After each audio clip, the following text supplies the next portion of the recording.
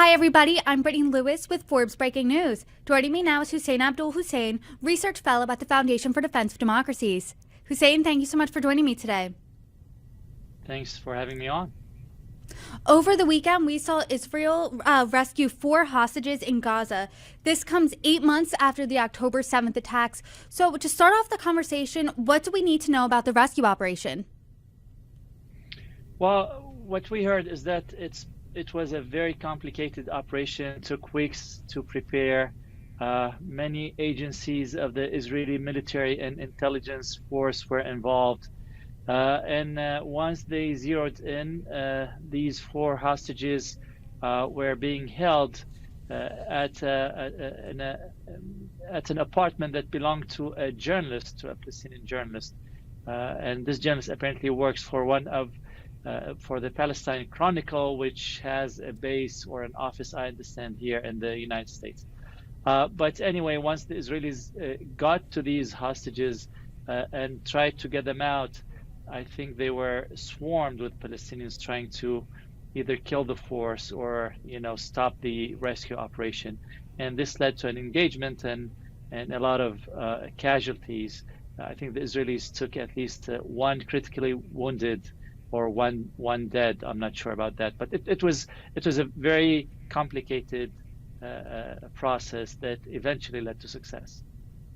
The Hamas-controlled Gaza Health Ministry claimed that over 200 Palestinians were killed in the operation, and some people have used that as an argument that perhaps the rescue operation wasn't worth it because there were so many fatalities. What's your response to that type of argument? Well, this argument is just like putting the cart in front of the horse. There wouldn't have been any casualties on the Palestinian side had the Palestinians released these hostages or not taken them to start with. So I think to blame Israel for rescuing its own kidnapped people, and mind you, kidnapping and detaining non-combatants is a war crime by international law. So the argument doesn't make sense to me. I think every government would do whatever it can to protect its citizens, to protect their safety, and to bring them back to safety whenever it can.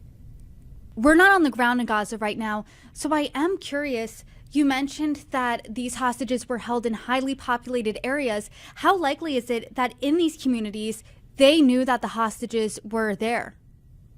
Well, there have been testimonies from rescued or freed hostages. In one of them, a female hostage said that the Hamas kept her in a room and tried to abuse her, but he wouldn't because his wife was standing guard outside the door and his kids were in the house.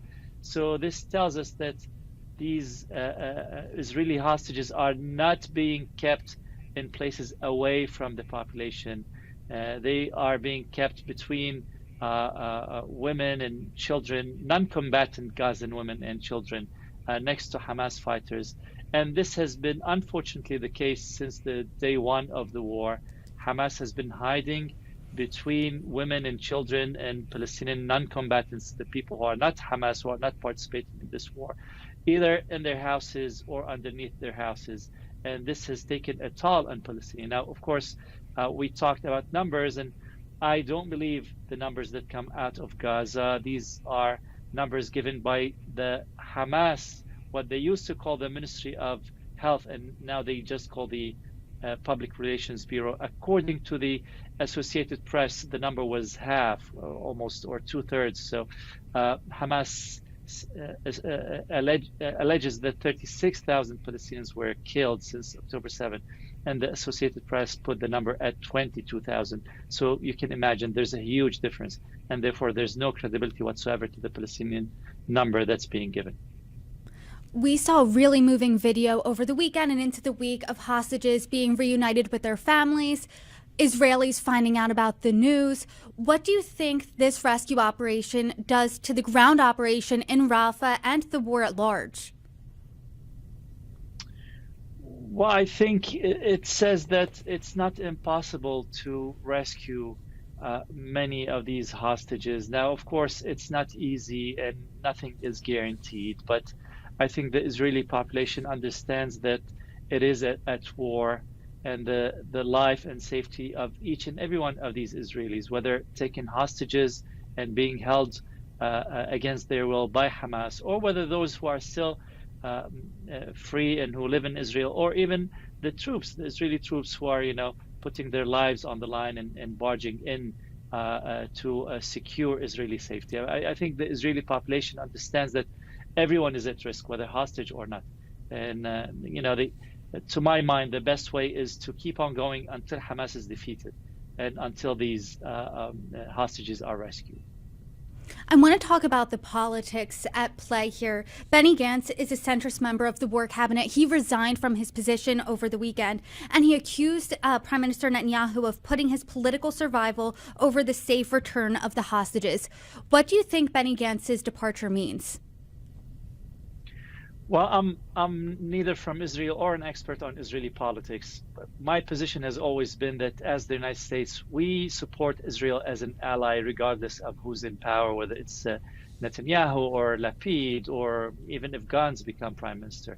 Now, what's going on inside of Israel? I think what I understand is that Gantz only started after the war broke out on October 7. As a sign that Israel was coming together. And I think after 8 months, the urgency that was there for the Israelis on October 7 is now over. And I also understand that this cabinet still holds 64 seats in the Knesset, which is a safe and secure majority, so they can't really knock it out. Now, what will this do? What will Gantz pulling out do to the image of Bibi Netanyahu, whether domestically or abroad? I'm not sure, but this is a sign of health. I mean, as someone who grew up in Lebanon and Iraq and knows Arab politics, I wish there was a similar debate and back and forth on the Arab side too. All we know is that Hamas is being commanded by Sinwar. Sinwar was never elected, and every time we need to get something from Sinwar, negotiators have to wait for 2 or 3 days to send him the message and get it back from whatever he's hiding. So I think this is something good. I think this reflects that Israel is a democracy, even in the middle of war. And I wish that other parties to this war had a similar luxury. As we sit here now, like I said earlier, 8 months from October 7th, 8 months into this war, President Biden announced a ceasefire deal just a few weeks ago. Hostages were rescued over the weekend. Do you think anything's missing from the international dialogue when it comes to this conflict, when it comes to this situation? Well, I think the world has been missing the main point here. The main point is that Hamas should surrender. There was a crime committed on October 7, and the perpetrators should be brought to justice, and Hamas should surrender. And by the way, this is not only me saying this. I mean, if you assume that the Palestinian Authority is the government of the Palestinian people, then the Palestinian Authority doesn't even talk to Hamas and considers Hamas to be an illegally armed militia. So it should be the simplest and most basic thing to demand is to ask of Hamas to surrender its arms to the Palestinian government. And after that, we can talk about 2 states, 3 states, 5 states. I mean, the sky is the limit over discussion and negotiation for peace and otherwise. But at the basic level, no militia that's not elected and whose power is unchecked and who can go on killing rampages, whether against Israelis or whether it's Hezbollah in Lebanon, the militia model should end, and these Iran-backed militias should be disbanded and they should surrender. I think this should have been the first point. Unfortunately, we in the U.S. we supported ending Hamas for the first few weeks, and then we gave up, and now we're back to give and take, and maybe Hamas stays, maybe Hamas concedes. To my mind, all of this is besides the point. What should happen is that these militias should end, and after that we can talk whatever politics or policy over peace or otherwise. You're saying that should happen, but is there any indication that it's going to happen and going to happen anytime soon? Well, there are no indications, and this is unfortunate. I think we have two problems here in the United States. Number one is inconsistency in foreign policy, and this is not only between Republican administration and Democratic administration. That is, when we change administration, the policy changes. It's even deeper than that. We change within the same administration. A quick example would be when the Biden administration, on its first month in office, they took the Houthis of Yemen off of the terrorism list. A few months ago, they put them back on. They stopped the war on Houthis, then they restarted the war on Houthis. All of this inconsistency is not good for our image, and it's not good for our allies, and no one would be taking bets on the United States. So, yeah, I mean, this issue should not, a superpower like America that's trying to lead the world, this is not the way to lead. And the second issue is that in this year, in an election year, I think most of the time the message that comes out of Washington, even on foreign policy, is usually focused on a domestic constituency and a domestic audience. And this is not strategy, and this is not foreign policy. Back in the old times, they used to say that politics ends at the edge of the water. That is, our foreign policy is the same because our national interest is the same, regardless who's in the White House. Unfortunately, these days, it seems that, we tend to care more about the optics of our foreign policy than the actual foreign policy. And this is hurting our interests a lot and hurting the interests of our allies a lot overseas. So, Hussain, I am curious, what are you looking out for next after this rescue operation as the war still trudges on?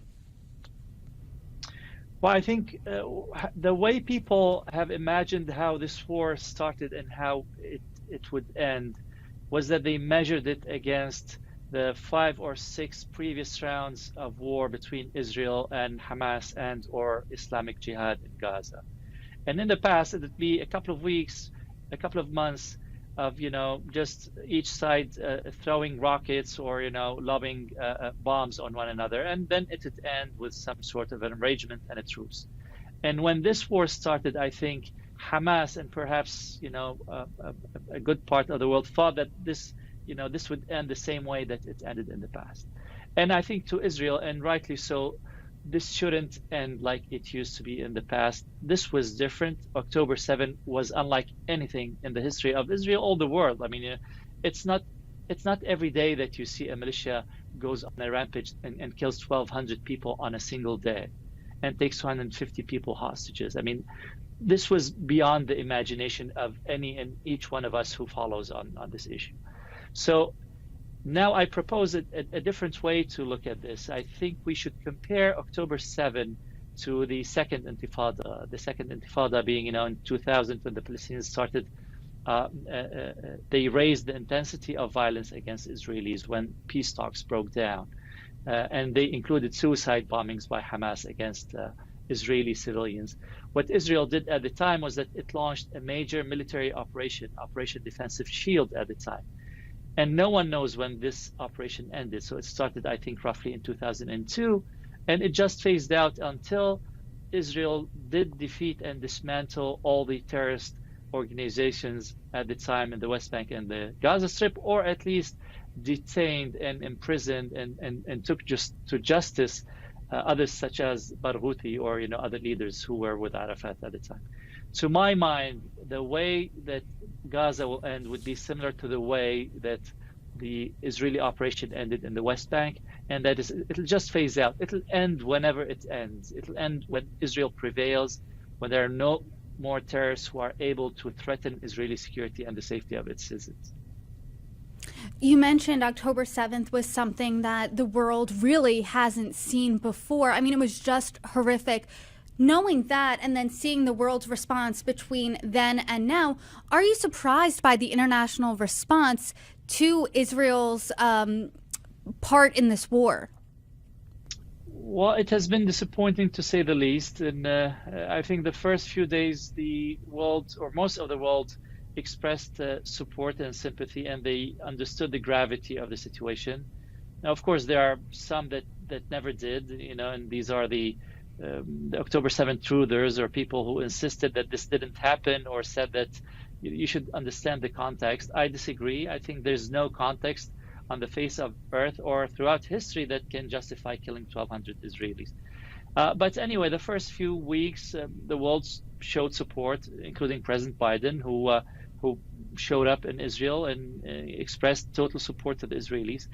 But since then, I think, and this is something that unfortunately happens to almost all other issues, things started going out of the news cycle, and people lost interest, and they started getting reports that really didn't describe what was on the ground. And we discussed the fake numbers that Hamas was putting out that really inflated the number of casualties in Gaza, and they assumed, or they just lied and said 70% were women and children, and now we know that the number was much lower than that.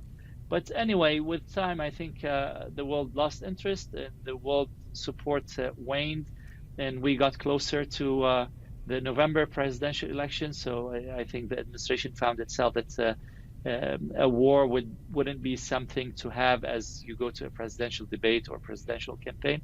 So all these factors started weighing in, and I think by now Israel is fighting with one arm tied behind its back, and we've seen this because Israel has not gone into Rafah, and as we speak, we see some sort of reorganization of Hamas's fallen rank. They just booby-trapped a building yesterday and probably today, and 4 Israeli troops were killed yesterday in the building. I think another 4 were killed today. All of this indicates that someone has been forcing Israel to take its foot off of the gas pedal. And when that happens, Hamas gets a chance to reorganize and rebound. And no one wants this to happen, because this means that there'll be another round, a bigger round. And the same reason, this is the same reason why people like me oppose a ceasefire. Ceasefire doesn't mean peace. I wish, I support peace. If Hamas wants to surrender and say, listen, I want to go into a peace treaty with Israel, that'd be great. But Hamas is not saying that. Hamas is saying ceasefire so that we can reorganize. Ceasefire, you stop shooting, you get out of Gaza, we reorganize, and maybe in a couple of years we'll have round 6 or 7 or 8 or in October, another October 7. So it's unfortunate that now all the pressure is piling up on Israel to make it take a deal. Now, it seems to me that somehow the administration and the world got to understand that there's no quick resolution to this war. I think the world now understands that it'll end when it'll end. Now the war has just switched into low-intensity warfare, unlike the high-intensity warfare in the first weeks or months. And I think in the coming few months, we will see Israel face this down, and we will see Hamas being dismantled. Hussain Abdul-Hussain, thank you so much for joining me today. I appreciate your insights. You're welcome back anytime.